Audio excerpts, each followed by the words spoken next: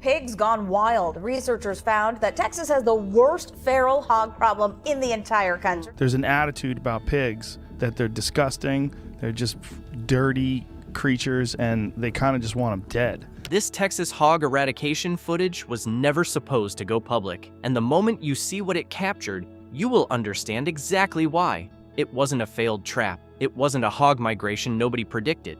It was something moving through the brush at 2 in the morning that had no business being there, doing something that made a room full of trained wildlife biologists replay the same 30 seconds over and over in complete silence. Nobody in that room expected it. Nobody in any eradication program across the state of Texas had planned for it.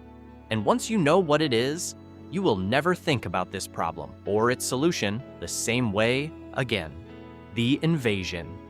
It started in the 1500s, and it started on purpose. Spanish explorers moving along the Gulf Coast released domestic pigs into the wilderness as a living food reserve. The logic was clean.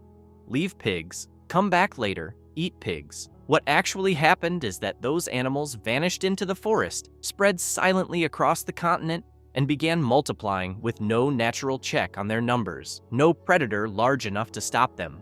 No disease evolved to slow them. By the time anyone took notice, they were already embedded across the South. They're not indigenous to this country, so they came here in the mid-1500s. Columbus brought some to, just the Caribbean islands. Then the second wave came in the early 1900s. Wealthy Europeans began importing Eurasian wild boar into the United States for sport hunting. These were not farm animals. They were lean, aggressive, and hardened by centuries of survival in some of the roughest terrain on the European continent. Longer legs, denser muscle, tusks designed by evolution to fight and kill. When those boar escaped their enclosures, and they always escaped, they found the feral domestic pigs already roaming free. They bred. Here is what that produced. Something worse than either ancestor. A hybrid, stronger, smarter, more adaptable, and more destructive than anything this continent had ever put on 4 legs. Not the slow barnyard hog you picture. Something that combines the reproductive rate of a domestic pig with the aggression, territory instinct, and survival intelligence of a wild boar. A species assembled by accident and unleashed without opposition. Now, pay attention to this next part, because the math is what makes this terrifying. A single sow drops 2 litters per year, up to 12 piglets each time. Undisturbed, a feral hog population can double in fewer than 5 months. Not years, not a full season, 5 months. The USDA now estimates 6.9 million feral hogs across the United States. Texas alone holds around 2.6 million of them, spread across 253 of its 254 counties. The one county with no documented population, El Paso. That is not a wildlife problem. That is an occupation, and the animal itself is built like it knows you cannot stop it. Feral hogs sprint at 30 miles per hour. They clear 40-inch fences without breaking stride. It is one pest that has persisted in the Permian Basin. Feral hogs. They are known for digging up and destroying property. Their tusks grow past 6 inches. Their skin runs over an inch thick, backed by a layer of cartilaginous plate that turns light ammunition into a nuisance. Rounds that drop a deer bounce off a large boar without touching the vitals. Researchers at Texas A&M University and the National Wildlife Research Center estimate Texas absorbs more than $500 million in feral hog damage every single year. Nationally, the annual toll reaches an estimated $3 billion. Crops annihilated overnight. Wetlands destabilized. Native plant communities stripped to bare dirt by rooting that moves faster than any recovery program. They hit military installations. They rush airport runways at dawn and force pilots to abort takeoffs. They tear through residential neighborhoods and rip up underground infrastructure. In 2019, a woman in Harris County was killed by feral hogs right outside her own home. In Williamson County, a farmer walked out at sunrise and found 24 acres of corn gone, $40,000 before breakfast. Every one of those events happened in a state spending enormous sums trying to solve this problem. Every one of those events happened while something else was quietly operating in the dark. something nobody in those programs had thought to look for. That is what the Blanco County footage was about to make impossible to ignore. The failure for decades.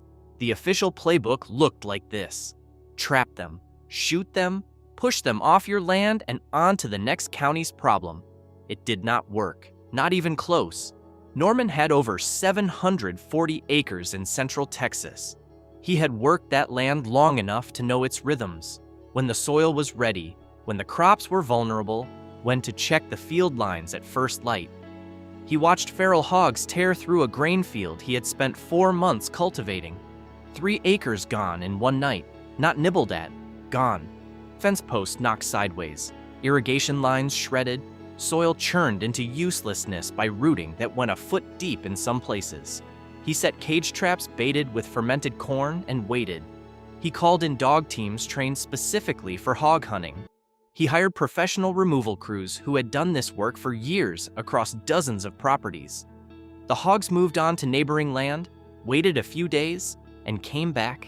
Smarter, more cautious, harder to reach. They had learned from what happened. They always do.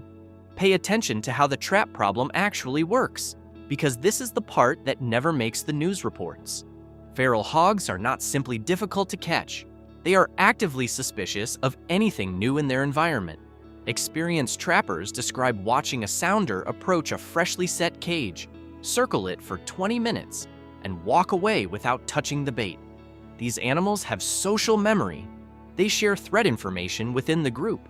Trap a few of them and let the rest escape, and that herd will never approach a similar structure again. Well, the hunt is on for feral hogs at Pettigrew River Wildlife Management Area. Not next week, not ever. You get one shot, and most programs were wasting it. Helicopter hunting looked like the answer. A flight team can sweep 400,000 acres in days, removing more hogs in a single afternoon than a ground crew manages in a month. The numbers looked good on paper, but for every herd cleared from a ranch in Kimball County, 2 more herds pressed in from the brush to the east. The land refilled within a season. The math never shifted. Bruce Leland, a wildlife researcher with over 20 years in the field, put it in writing. We do not have tools powerful enough to win this fight. Every traditional method is temporary. We catch a few hundred, and the ones that escape produce dozens more piglets before the next season. It is a biological reset button every single breeding cycle. Here is what nobody wanted to say out loud. The methods weren't just failing, they were making it worse. Aggressive trapping and aerial pressure doesn't reduce hog numbers, it scatters them. Hogs that survive a removal operation disperse across wider territory, push into counties that were previously stable, and plant new populations. Every helicopter flight that cleared one property seeded 3 others. A single coordinated helicopter operation over a large Texas ranch runs $20,000 before a single animal goes down. The USDA spent over $100 million on feral hog control nationwide across the last decade. The population kept growing anyway. There is a saying among wildlife managers in the South: 2 kinds of counties in Texas, those with a hog problem and those about to have one. Nobody laughs at it anymore.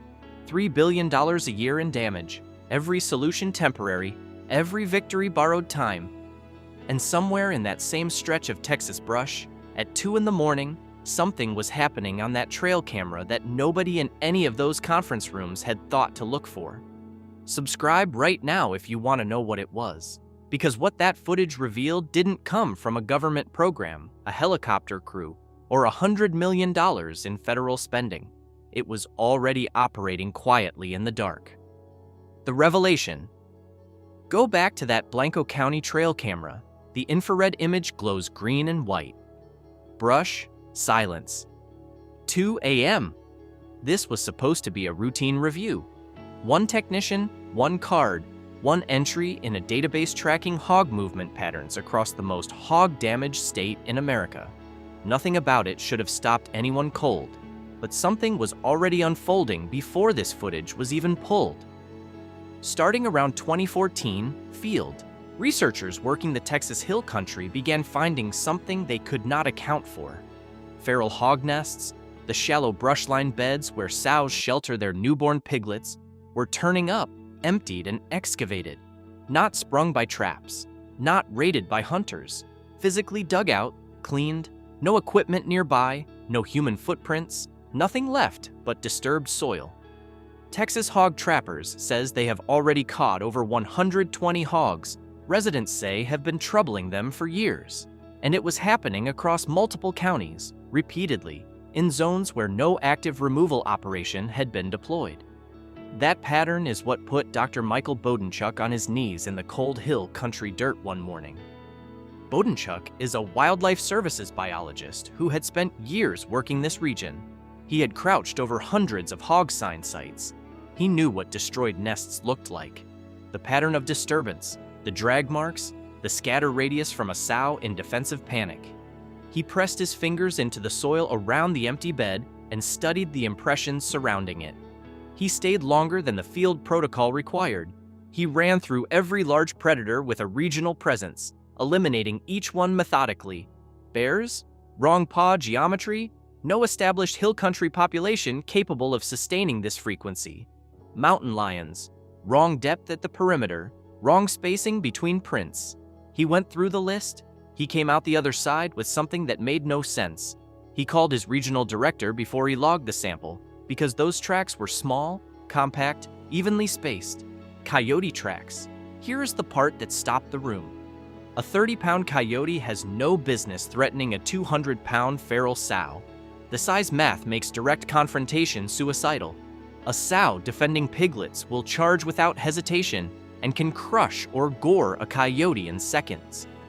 Every field manual said coyotes were scavengers, opportunists, animals that cleaned up after the real predators.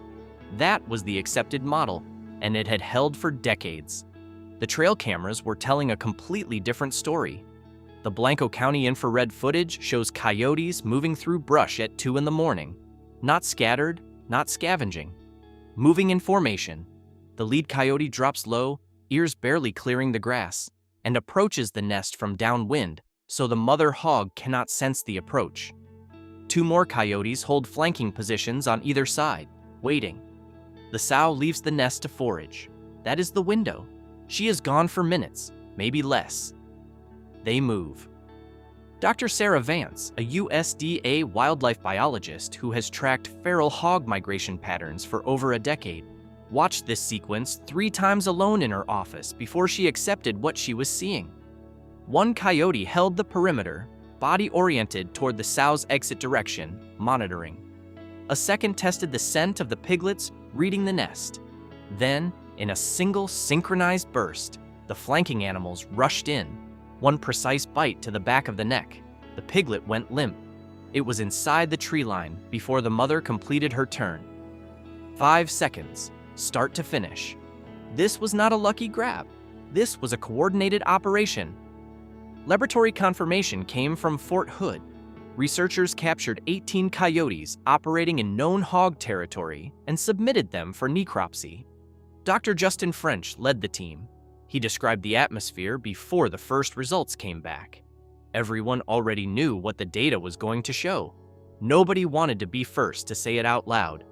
Then the results landed. Nearly a third of those 18 coyotes carried undigested feral hog piglet tissue in their stomachs. Fresh, not scavenged, killed within the previous 12 hours. In Georgia, Wildlife Services found piglet DNA in over 30% of coyote scat samples collected statewide. This wasn't an anomaly. This was a pattern running across multiple states at scale, entirely under the radar. Because every hog management program in the country had been built around one assumption: go after the adults. The coyotes had found the approach nobody else was using. They weren't hitting the current population.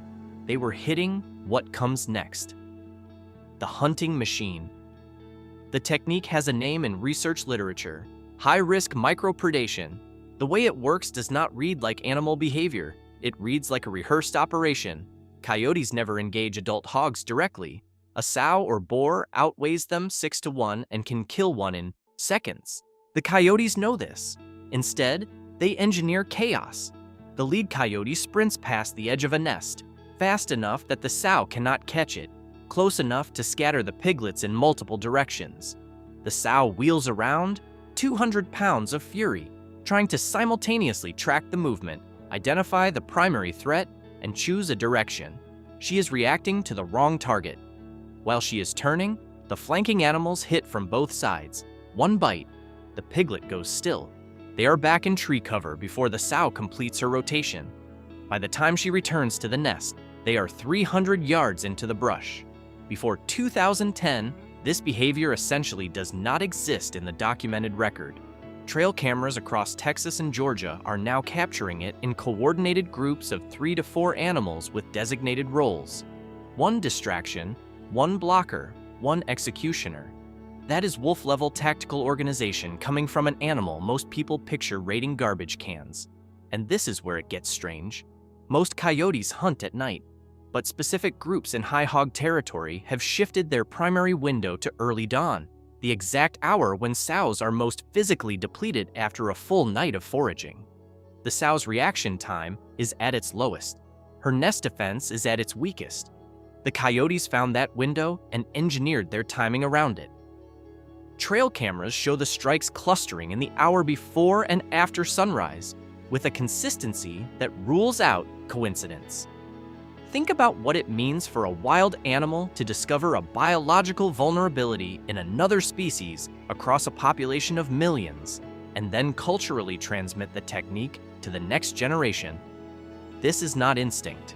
Instinct does not produce designated roles, coordinated flanking, or dawn timing optimized around prey fatigue cycles. This is learned behavior passing through coyote family groups, the way knowledge passes through human communities, not through DNA, but through observation, repetition, and teaching.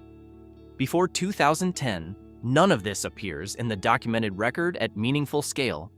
A decade later, it is running across Texas, Georgia, Oklahoma, and multiple other states simultaneously.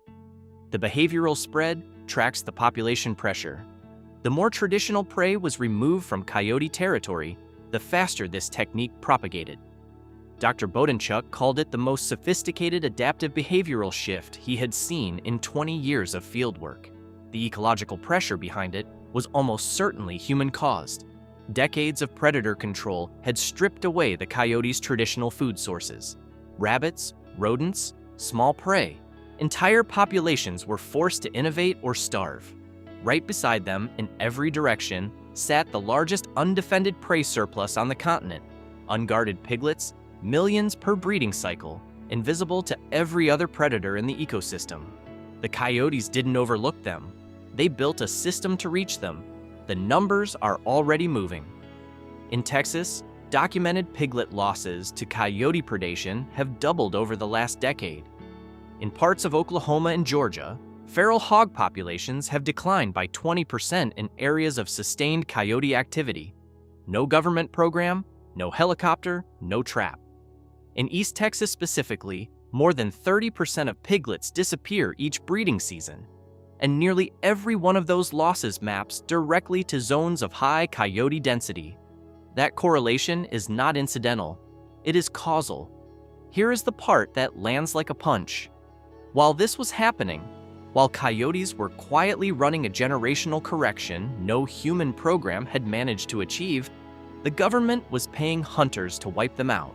From 2017 to 2020, multiple states offered bounties of up to $75 per coyote, hunters collected by the thousands. In Kerr County, Texas, coyotes were reduced by over 60% through state-funded targeted removal. Inside 3 years, the feral hog population in that county tripled. Bodenchuk reviewed those numbers and described what it felt like. You run the numbers, and then you run them again, and you come out in the same place every time. The county had spent money removing the one thing that was working. We were eliminating the cure. The bounty programs weren't a solution. They were pouring gasoline on the fire while the one animal capable of putting it out watched from the tree line. And there is something else. Something the Blanco County footage made impossible to ignore. Something that nobody who watched it has been able to stop thinking about since. Because the coyotes on that tape weren't just operating at night in one county.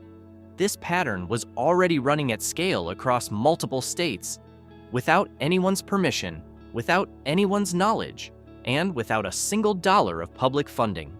The most dangerous invasive species in American history had an answer. The answer had been there the whole time.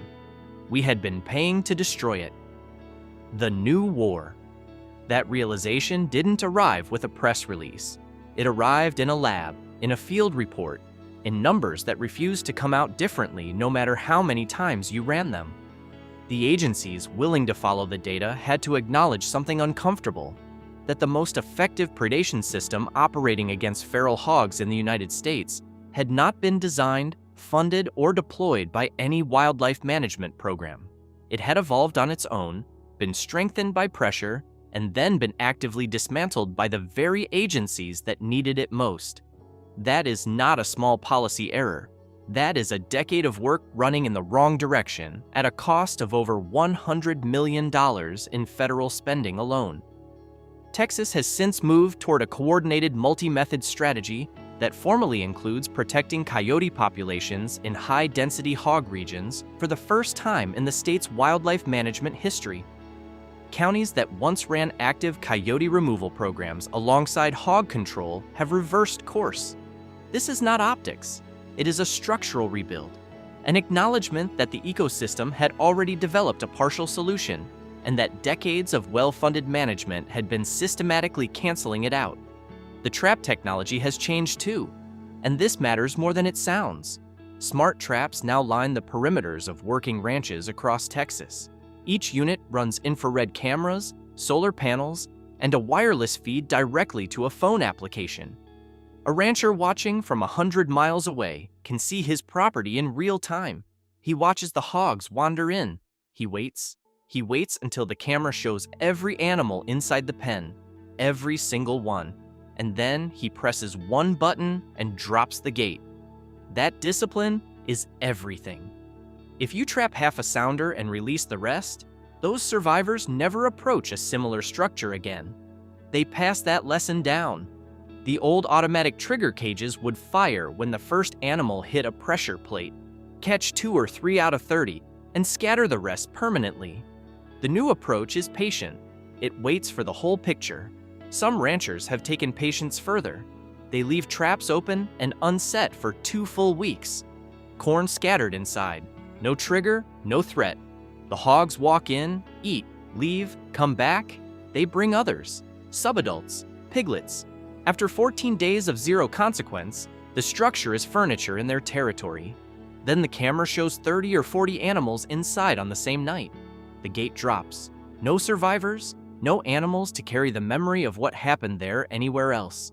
Communities across rural Texas are now pooling resources to run shared trap systems across multiple properties simultaneously. Helicopter teams work coordinated sweeps across hundreds of thousands of acres in compressed time windows. Texas has also begun field testing specialized toxins delivered through feeders requiring the physical strength of a hog to open, keeping deer, raccoons, and other non-target wildlife completely unaffected. In Atascosa County, a coalition of ranchers combining smart traps with coyote-protected land management watched crop losses fall from 600 acres of destroyed corn annually to nearly zero within 2 growing seasons. The Texas model is now being studied by wildlife agencies in Australia and New Zealand, where feral pig populations are accelerating along the same curve. But here is what every researcher who has spent serious time on this problem now understands. No trap replaces what the coyotes do. No helicopter matches their efficiency per dollar.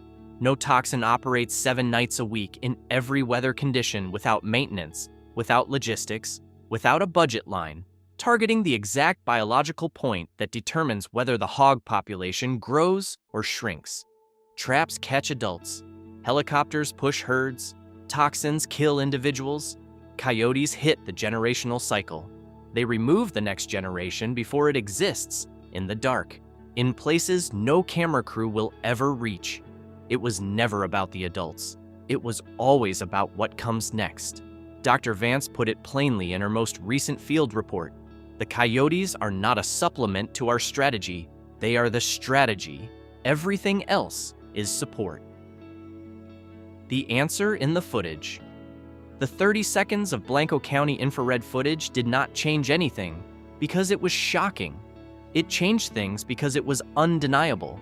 The wildlife biologists in that room had spent their careers building programs, writing policies, and deploying every tool available: traps, helicopters, dog teams, bounty systems, toxins, against what they understood to be the scope of the problem.